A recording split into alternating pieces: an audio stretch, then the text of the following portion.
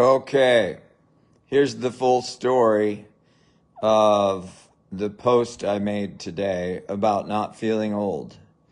So, yeah, I went to families for Thanksgiving in Iowa City, had a great time, but did not get much movement in. I One day I got like 3,000 steps. That's not very many for me. And I came, and then I drove back yesterday, looked, and that was the next day, and I only had 3,000 steps. So I'm like, damn, Chris, you are not moving nearly as much as normal. No big deal, I guess. I was driving a lot and just sitting and talking with family. But I just noticed when I got home that I was really low energy. And the story I told myself was, well, why don't you just lay around and rest and you'll feel better.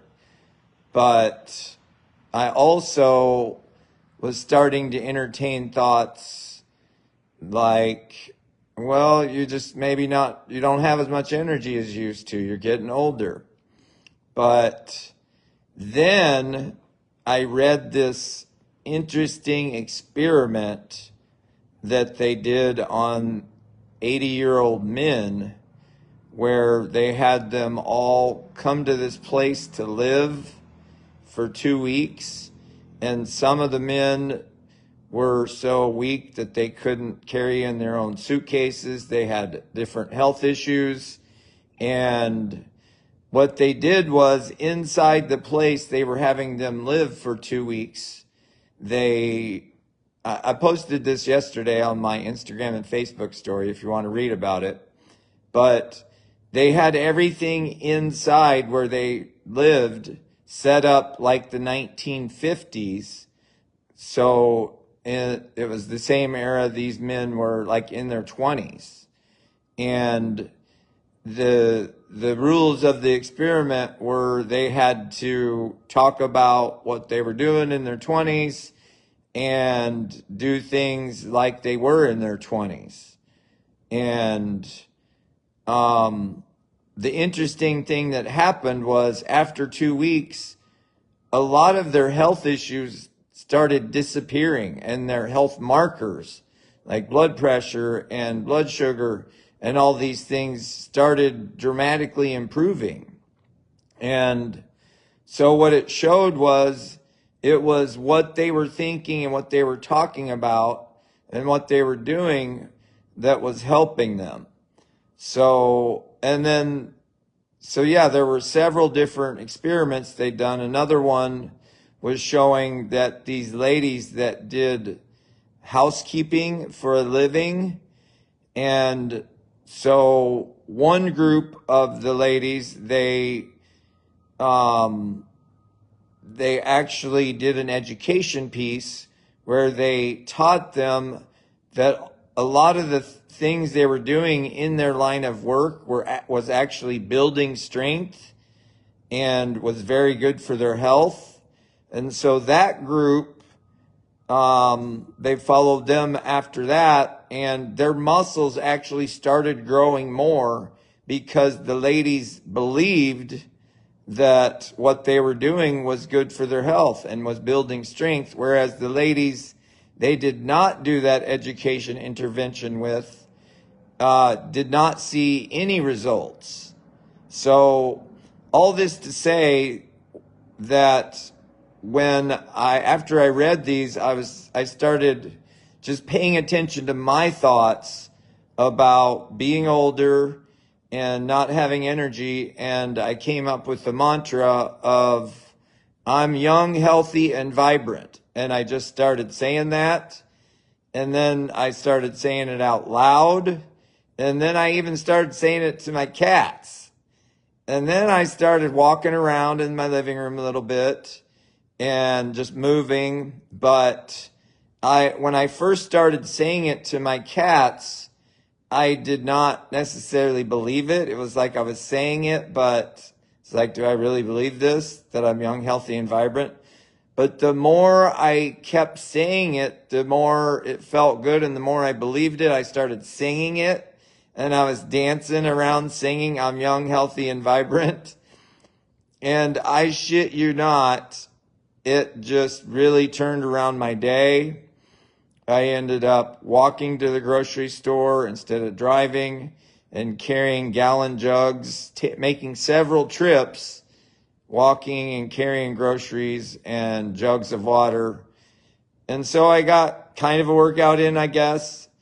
But the main thing is that I just really started paying close attention to all the thoughts that were coming into my brain about my body and my health. Like even when I got up out of my recliner, I would be like, oh, my back hurts, or it's stiff, or my hips are tight.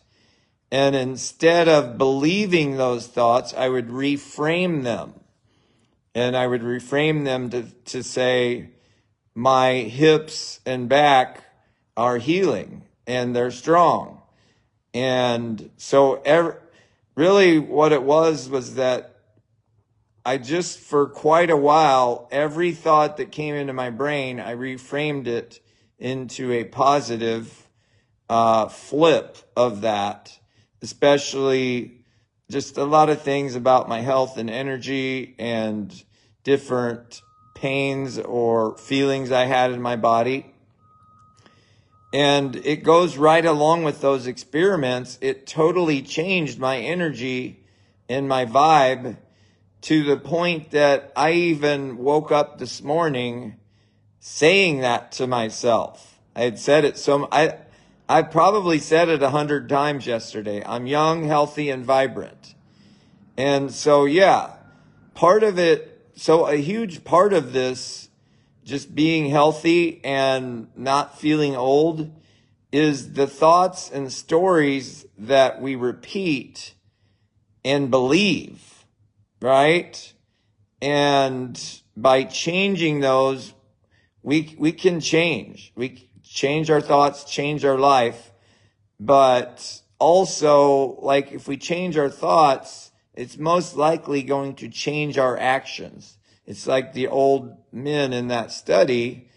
They started doing things that made them feel young. And it's just wild to me still. You know, I talk about you are young, healthy, and vibrant. Thanks, Ryan.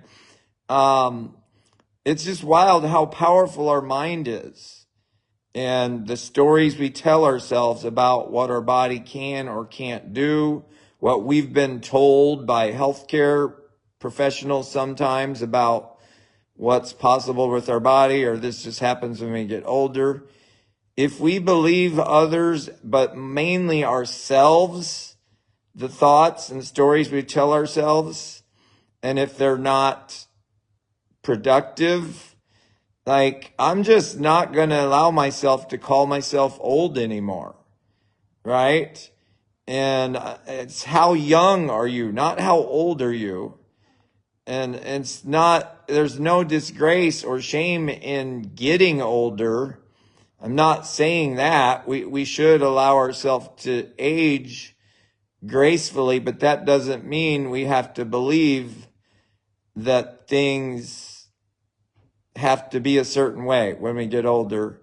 And so, yeah, I'm just here to say, try to pay close attention for a while. Not try, do it. There is no try, do or do not, as Yoda would say. Pay close attention to the thoughts and feelings that you are believing or accepting in your life about your health and your body, and change them, flip them around, okay? And see if it doesn't make a difference in your energy and your mindset. I know it's made a huge difference for me. Like I said, I woke up this morning saying that, and then guess what? Since I woke up with that energy and vibe today, I went cross-country skiing this morning, right? I was just like, I'm going skiing. because I'm young, healthy, and vibrant, right? And then I did a workout after that inside. And yeah, it starts in the mind. That's why all my Feel Better training clients, we spend a significant amount of time on mindset and education before we go very far with exercise, because that is the foundation on whether we will stick with things or not. Is, are we learning to talk to ourselves nicer? That's really probably, if not the number one goal, one of my main goals with people I work with is I want to help them talk to themselves nicer, because it's all about how we talk to ourselves and the habits and behaviors we do when we're by ourselves. Okay? We can all talk a good game and make it out like things are going great, but how are we treating ourselves when we're by ourselves? That's the real deal. And yeah, I see Ryan saying some great things about cognitive restructuring. It's absolutely true. It's amazing. But it's weird how if we don't pay attention, we'll let things, let thoughts slide or accept them. And paying attention is the key. And we really need to be doing things to help with that too, like meditation and mindset work. Journaling is huge to become more aware of our thoughts throughout the day, so we don't just accept, I'm getting old, this is the way things go. If we accept those things, then they become truths, and they affect our behaviors, whether we're engaging in things that keep us young, moving more. So I know this is kind of ironic that I'm sitting in my recliner the whole time talking about movement. So I'm going to get off. Hopefully I'm going to get off this video. Hope some of that resonates with you. And yeah, you are young, healthy, and vibrant. I can't read your whole comment there, Ryan, so I'm looking forward to reading that. I will leave you with one last piece, whoever watches this video. The cognitive restructuring that Ryan is mentioning, it's huge. We can of course talk to therapists to help us along that. We can do a lot of it on our own too. But if we look for evidence, or if we're saying these thoughts that we're declining with age or we feel low energy, we will start looking for evidence to support those thoughts, right? There's another phrase for that, the reticular activation system, okay? We will find what we're looking for, and so do this real quick, where if you just look around the room for a little bit, just take 30 seconds, look around the room and see everything you can see that is the color brown. Okay? And now close your eyes and tell me everything you saw that was the color red. Okay? You didn't see anything that was red because you activated your reticular activation system to look for things that were brown. You probably saw things that weren't like true brown, were beige or something like that, and still was like, okay, that's brown, or that's close to brown. And so life is the same, right? If we are looking for evidence to support that we can't do things still, or that we are declining in certain ways, we're going to find that. But if we look for ways to prove that we can still do a lot of things and we enjoy being active and seeing the benefits of, we're going to find what we're looking for, I guess is the point.